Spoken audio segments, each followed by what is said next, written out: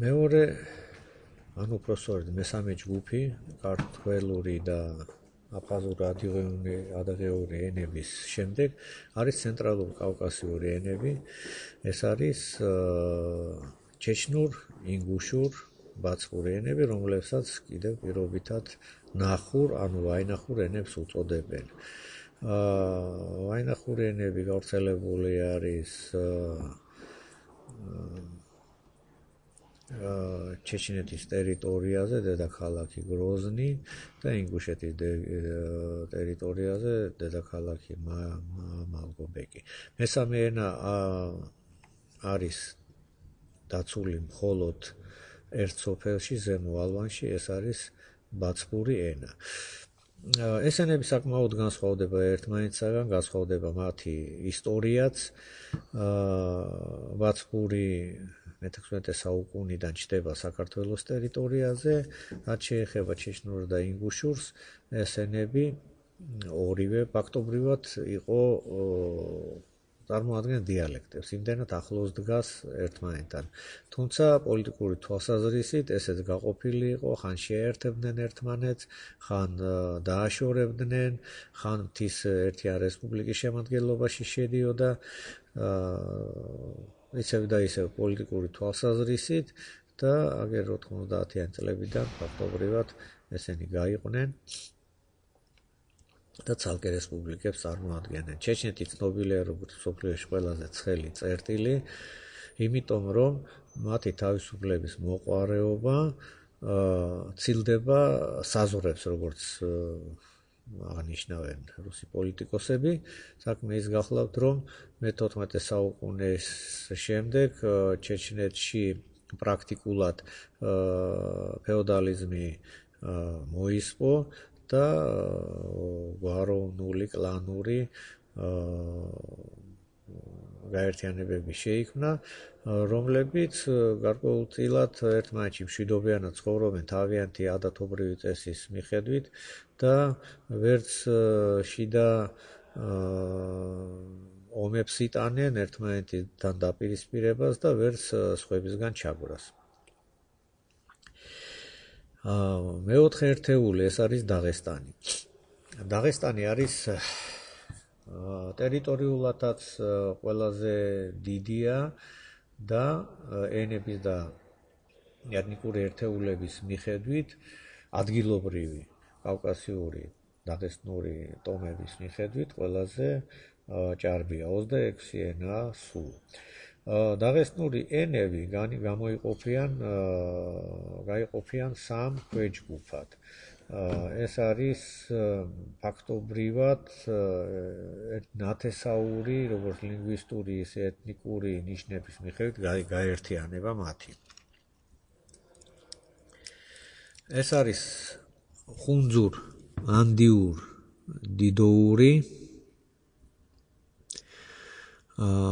ენების ჯგუფი. ხუნძური ცალკე დგას, ყველაზე დიდი მოსახლეობის რაოდენობით, ყველაზე დიდი ერთეულია. შემდეგ მოდის ანდიური, ბოთლიხური, ანდიური ჯგუფი, ქვეჯგუფი, ანდიური, სადაც ერთიანდება ბოთლიხური, ღოდობერიული, ახვახური, ბაგვალური, ტინდიური, ჭამალური, კარატული და დიდოური ქვეჯგუფი, სადაც შედის ხვარშიული, ჰინუხური, ბეჟტური, ხუნძიბური. ამაზე ცალკე შევჩერდებით, იმიტომ რომ ეს ხუნძურ-ანდიური დიდოური ჯგუფი ყველაზე დიდია რიცხობრივად დაღესტანში. რატომ მოხდა ეს? ხუნძებმა იხმარეს ჭკუა, სხვათა შორის ხუნძახის სახანო იყო, სადაც ეს ტომები იყვნენ გაერთიანებული და ყველა თავისი ქვეჯგუფის წევრის მოსახლეობას ჩააწერინეს ასე ვთქვათ, ეთნიკურ ერთეულად და სახელმწიფო ენის მატარებლად ხუნძი და ხუნძური ენა. ამით მათ მოუგეს დანარჩენ ორ ჯგუფს, ლაკურ-დარგულს და ლეზგიურს. ეს რისთვის იყო საჭირო? ისე პოლიტიკური თვალსაზრისით, რამდენადაც ერთ რესპუბლიკაში კვოტები ნაწილდებოდა იმის მიხედვით, სწორედ ამ სამი ერთეულის მიხედვით, ხუნძურის, ლაკურ-დარგულისა და ლეზგიურის მიხედვით. ანუ და პარიტეტულად ხდებოდა ერთი არჩევნები ხუნძი იყო ცეკას პირველი მდივანი, მეორე არჩევნებზე ლაკი ან დარგუელი, მესამეზე ასე მონაცვლეობდნენ და მეოთხე ლეზგები. მაგრამ ძირითადად ესე იგი სამთავრობო სტრუქტურებში მაინც ჭარბობდნენ დარგუელები. დარგუელები თავიანთი სპეციალობით, ეს ეთნიკური სპეციალობით არიან ასე ვთქვათ, ეკონომიკური სფეროსკენ მიმართულები და ასე ფულიანი ხალხია და საბჭოთა პერიოდშიც კარგად ახერხებდნენ ამ სიძლიერის გამოყენებას. ლაკები უფრო ძალოვან სტრუქტურებში იღებდნენ მონაწილეობას, ხუნძები ყველგან, რაც შეეხება ლეკებს, ესენი უფრო პროკურატურის სასამართლოს წარმომადგენლები იყვნენ ძირითადად და თავიანთვის ყნარად შვიდად არსებობდნენ, თუმცა ერთი პერიოდი მახაჩკალის მერი იყო სწორედ ლეკი, რომელზეც 15 თუ 20 თავდასხმა მოაწყეს და ბოლოს ინვალიდის ეტლით დადიოდა, მაგრამ მაინც მახაჩკალის მერი იყო, იმდან ძლიერი იყო. ლაკურ-დარგუულ ჯგუფში მხოლოდ და მხოლოდ ორი ენაა, ლაკური და დარგუული, თუმცა დარგუულში გამოიყოფა კუბაჩური, რომელიც ადრე დიალექტად ითვლებოდა და ცალკე ენაა. გამოიყოფა კიდევ იმის მიხედვით ეს ჯგუფები, ენები, რომ ისინი ერთაულიანები არიან, თავისი განსაკუთრებული ცხოვრებით ცხოვრობენ. მაგალითად, კუბაჩელები არიან ოქრომჭედლები და ამითი ისინი საერთოდ უფრო ძლიერები არიან ეკონომიკურადაც და კუბაჩში ნახავდი, თქვათ, ჩვენ წელიწადამდე 2000 წლის წინანდელ ჭურჭელს, რომელიც თაროებზე ქონათ გამოფენილი, როგორც მეტალისგან ნაწარმოები, ისე ფაიფურისგან, თიხისგან ნაწარმოები და ამითი, რა თქმა უნდა, ამაყობდნენ. ჭურჭელი ოჯახის სიმდიდრე არის მთაში. დარგუული ენის დიალექტები საკმაოდ რთულია და პრაქტიკულად შეიძლება დარგუულ ქვეჯგუფში, ლაკურ-დარგუულ ქვეჯგუფში ამის ხარჯზე კიდევ ბევრი სხვა ენაც გამოიყოს, თქვათ, მეჰებური დიალექტის ზოგი ენა თვლის და ასე შემდეგ, გუბდენური და ასე შემდეგ. თანდათან ჩვენ გავეცნობით თითოეული ამ წარმომადგენლის საქმიანობას და ვნახავთ ერთად ფილმს სამკაული ჩემი სატრფოსთვის, რომელიც დაწერილი არის აბუბაკარის მიერ და გადაღებული არის ქართული კინოსტუდიის მიერ. თენგიზ აბულაძის ფილმია, ძალიან საინტერესო.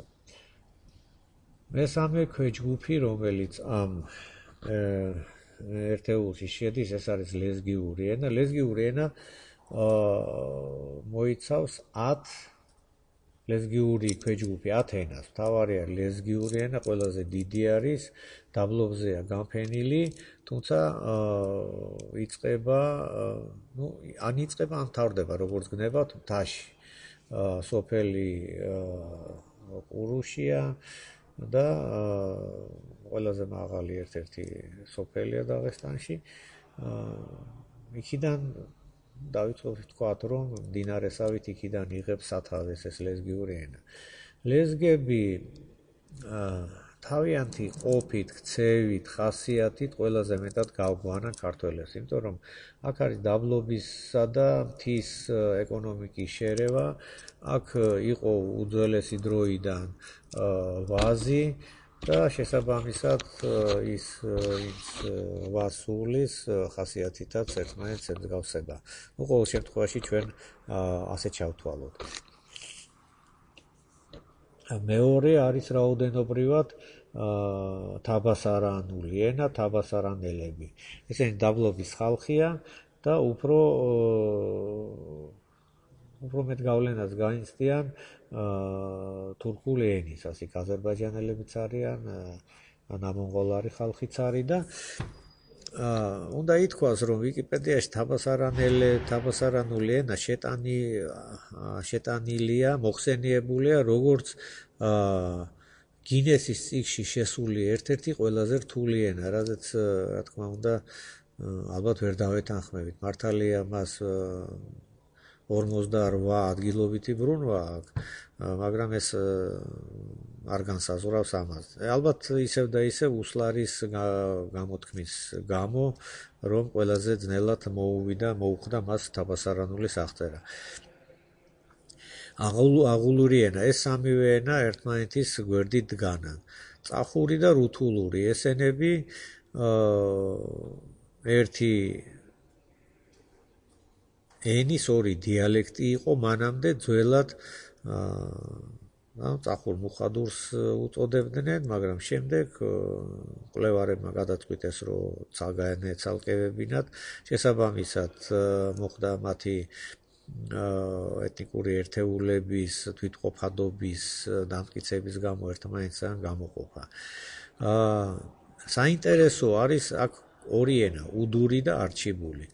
არჩიბული ერთსოფლიანი ენაა, 1000-მდე კაცი ლაპარაკობს, უდური და ხუნძებისა და ლეზგების ტერიტორიის საზღვარზე არის განთავსებული, გავრცელებული.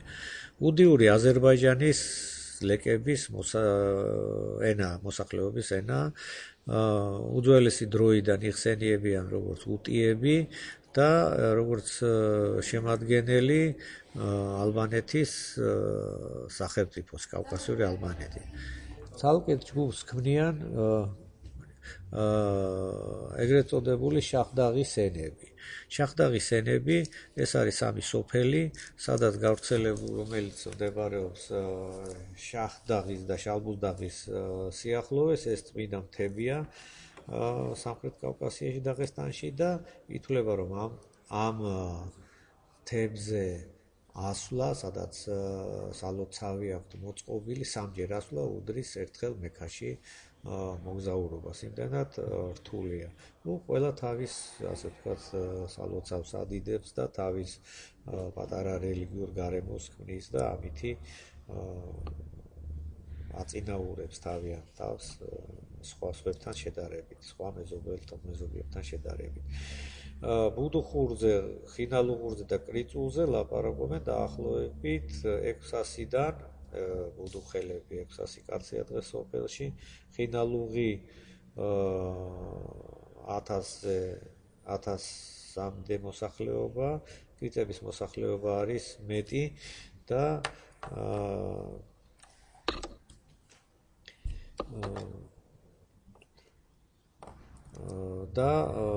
ესენი მამათ უფრო შეინარჩუნეს ლეზგიურის თავისებურება და ასე ვთქვათ დაღესტნელებისკენ ლტოლვა აქვს. რაც შეეხება უდიურს, უდიები ამ მუსულმანური აზერბაიჯანის გავლენით თვლიან თავიანთ თავს უკვე ცალსახად აზერბაიჯანელებად. ხინალუღელებიც დაახლოებით იგივეს ამბობენ თავიანთი ენის, თავიანთი ეთნიკური ერთეულის შესახებ და ბუდუხელებიც ფაქტობრივად იმავე დღეში არიან. ანუ პრაქტიკულად ქვეცნობიერად ისინი დღეს უკვე კავკასიელები არ არიან. ზოგჯერ გამოჩნდება ხოლმე 1-2 კაცი სოფლიდან, ასე ვთქვათ, შერეკილი, რომელსაც უნდა დაღესტნელობა, უნდა დღეს ალბათ ეს აღარ ხერხდება, ის მიდიოდა საბჭოთა პერიოდში დაღესტანში, ამოეწერებოდა თავის სოფლიდან, იქ ჩადიოდა, განაცხადებდა, რომ პასპორტი დაკარგა, მეგობართან ბინაში ჩაეწერებოდა, მიიღებდა პასპორტს, სადაც ეწერა დაღესტნელი. საქმე ის გახლავთ, რომ საბჭოთა პერიოდში კავკასიის ეთნიკურ ერთეულებში ყოველთვის ეწერა ხოლმე ეროვნება და ყაბარდოელს ეწერა ყაბარდოელი, ბალყარელს ბალყარელი, რაც შეეხება დაღესტნელებს, აქ უნდა ჩაეწერა ან ზოგადად დაღესტნელი, ან თქვათ დარგუელი, ან ლაკი, ან ლეზგი და ასე შემდეგ. და ასე უკან ბრუნდებოდა, ასე ვთქვათ, თავის ისტორიულ მეხსიერებას იბრუნებდა ეს კაცი, მაგრამ მას ხვდებოდა ბევრი სირთულე დაბრუნების მერე. და ამ სირთულეებზე ჩვენ ვილაპარაკებთ სხვა საგანში, რომელსაც ქვია ქალის როლი და ადგილი კავკასიაში და საერთოდ ამ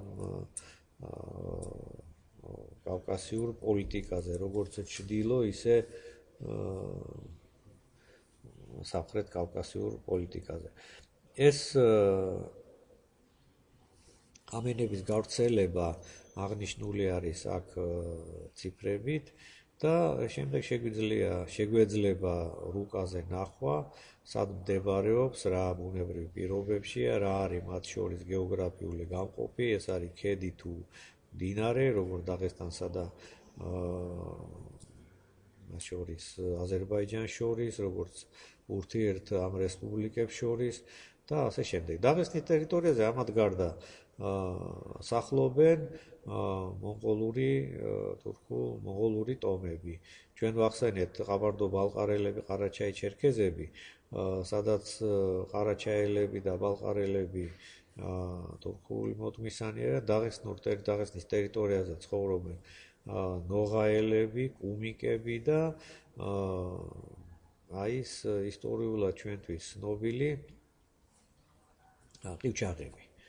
ანუ რუსულად მაგათ თქვიათ პოლავცი, ეს ყივჩაღები ყაზახური მოდგმის ტომია და მომთაბარეობას ეწევიან ძირითადად ბოლო ხანებში მემინდვრეობას, ზაზამთრო მოყავთ და ესეთი თანაცხოვრებით ცხოვრობენ. აქ უნდა აღინიშნოს, რომ კუმიკები ცალკე ერთეულია და საკმაოდ ძლიერი და ასე ვთქვათ, კულტურული თვალსაზრისით უფრო მაღლად განან ვიდრე სხვა მონღოლური ტომები. ისინი მთაში ცხოვრობენ, მთიან ნაწილში, მახაჩკალის გვერდზე, ეს არის ტარკის, ძველად ცნობილი ტარკის სახანო, რომელიც კეტავდა გასასვლელს და შამხალის, ანუ ერთ-ერთი ტერიტორიის ერთ-ერთი მმართველის სახელწოდება დაერქვა მათ